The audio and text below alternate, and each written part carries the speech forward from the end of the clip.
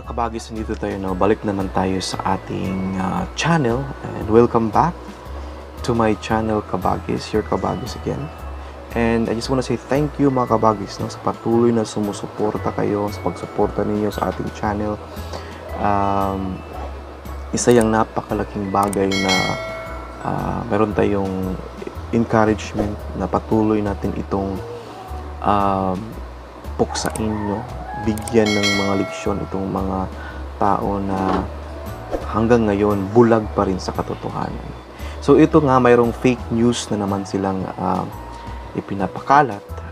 Mga kabagis, kapag ganito kasi mga ganitong mga updates kuno regarding sa idol nilang si FLM, no, sa fake Leo Marcos Mangusin, kapag hindi yan galing sa ating otoridad, for example NBI or siguro live update from Erwin Tulfo, yung mga legit talaga na mga announcer, mga reporters, or police, Rafi Tulfo, yun yung mga legit talaga na magre-report talaga yan, na talagang sinusugal nila yung kanilang pagkatao, yung profesyon nila. Hindi katulad ng mga vlogger ng mga bayaran, no? Yung si Yam Yam, yung si Makmak, mag-update about sa idol na. Of course, mag-update sila talagang for the good of their own side. Okay?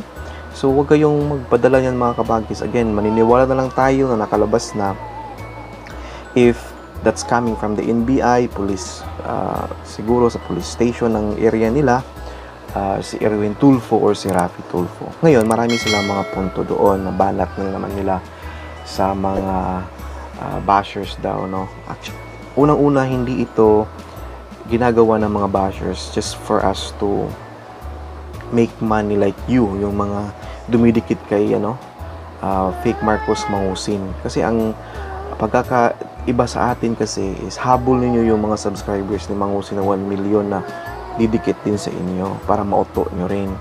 Kami, against kami, wala kaming masyadong subscribers, but then again, the purpose here is just to help our Filipino people to be enlightened, kasi meron pa diyang iba na hanggang ngayon nasa middle pa rin, no? Nasa gitna pa rin, hindi nila alam kung saan sila maniniwala, saan sila papanig, or saan sila kumbaga magbigay ng thumbs up na ito pala yung tama o totoo. Ngayon, with that fake news na sinasabi nila, okay mga kabagis, meron silang mga punto. Isa-isahin natin itong mga punto nila. Okay? Just please bear with me, kasi sinulat ko talaga yung unang punto. Francis Marcos, mayroong kapangalan na nahuli na. Again, sinabi ko na, kung walang report coming from police station or any reports coming from a legit talaga na reporter or announcer, we cannot really say na totoo ito. And then, asan ang pagkahuli? Tanong ko, asan ang pagkahuli? Pakita niyo yung kahit mga picture man lang or video na nandun kayo with that certain timestamp. And then, sino ang umaresto? Sino ang umaresto niyan? Sino ang dumampot niyan? Walang verification. Mga kabagis, mag-isip-isip tayo. Walang verification.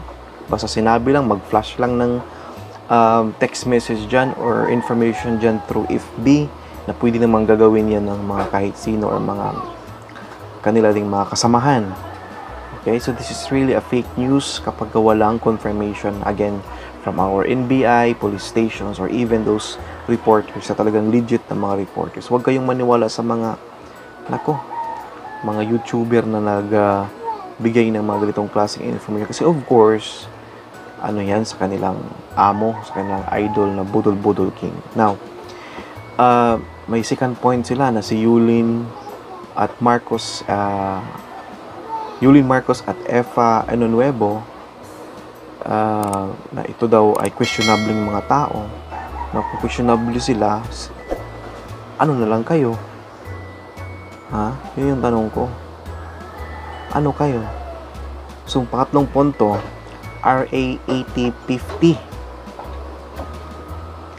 Kahit mababa lang ang piyansa niyan, ako mga kabagis, I am not really good sa mga law natin or sa mga batas ng ating pamahalaan, but then I'm trying to understand it as clearly as possible, as easy as possible. Alam ko na mababa ang piyansa ng RA 8050. Kahit mababa lang ang piyansa niyan, but you still have to face it. Criminal offense pa rin yan. Okay? Hindi yan magawin na batas kung hindi yan importante at wala yang kwenta. You still have to face it. Kung guilty ka sa batas na yan. Okay? Now, pang-apat na punto nila, okay? Tumulong daw ng totoo, kaya napaniwala siya. Okay? Sabi nga ni Raffy Tulfo, kapag makinig ka, wala siyang pakialam kung saan ang galing ng pera ni FLM. Pera niya ang ginastos niya kung saan man kinuha yung pera. Problema na yun, at problema na yun ng fake Marcos Mangusi na yan, at batas na ang maghuhusga. Which is true. Okay? But it's important also to expose these things as early as possible. Kasi ano ba namang gawin natin na doon na tayo magsa-sign of the cross yung bang marami ng na biktima. So as much as early as possible na pwede pang konti lang ang mabibiktima, din ginagawa natin itong pag-expose ng mga kakaguhan ng fake Marcos na yan. Okay, panglima. 2 na daw ang nabawas na kaso. As okay, in my humble opinion, as individual as we are, as human as we are, hindi naman nabawasan until confirmed doon sa violence against woman case niya. Hindi pa confirmed. Okay? Hintayin natin yung NBI yung mag-confirm, mag-update niyan. Sabihin yung bawas ng kaso, mayroong kapangalan na nahuli. Lahat tayo pwedeng gumagawa ng eksena, pwedeng gumagawa ng script, another script na naman. Ha? Wala talaga itong mga taong ito eh.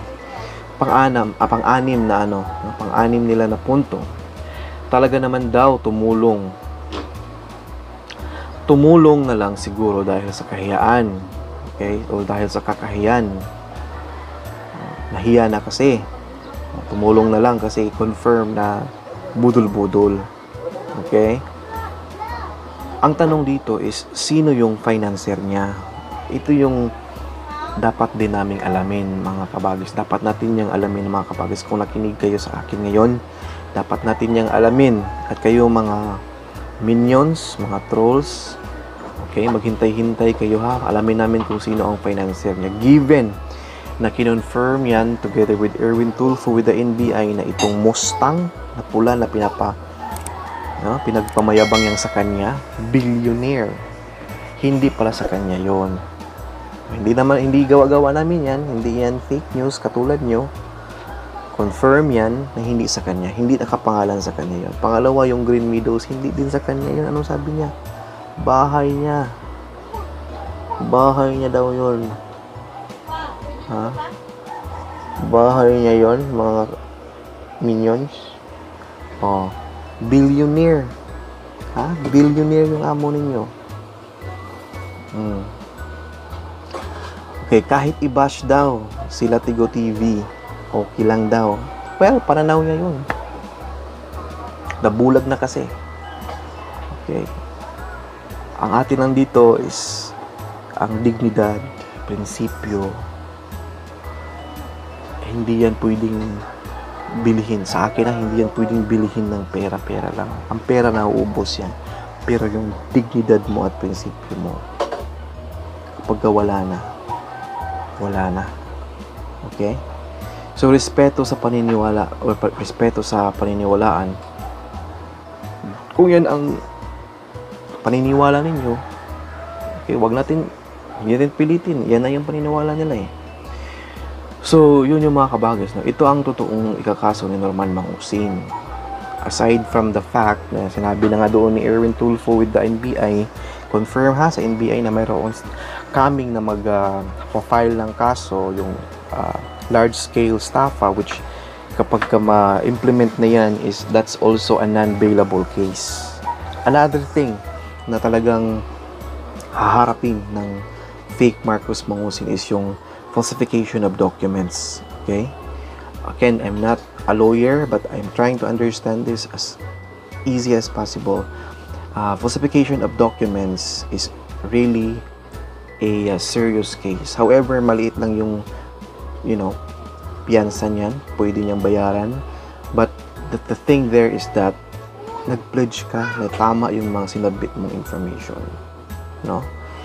Ang imprisonment dito is imposed for a period ranges of 2 years, 4 months, and 1 days to 6 years. Okay? He still need to pay that. No? Pagbabayaran niya yan. Kasi kaso niya yan na ginawa niya. So, meron pa rin siyang isa pang violation na violation of passport law. Okay? Hindi ako lawyer, but alam ko to. Dapat alam nyo rin to. Mga minions, mga trolls, mga supporters ko na mga tanga. Okay?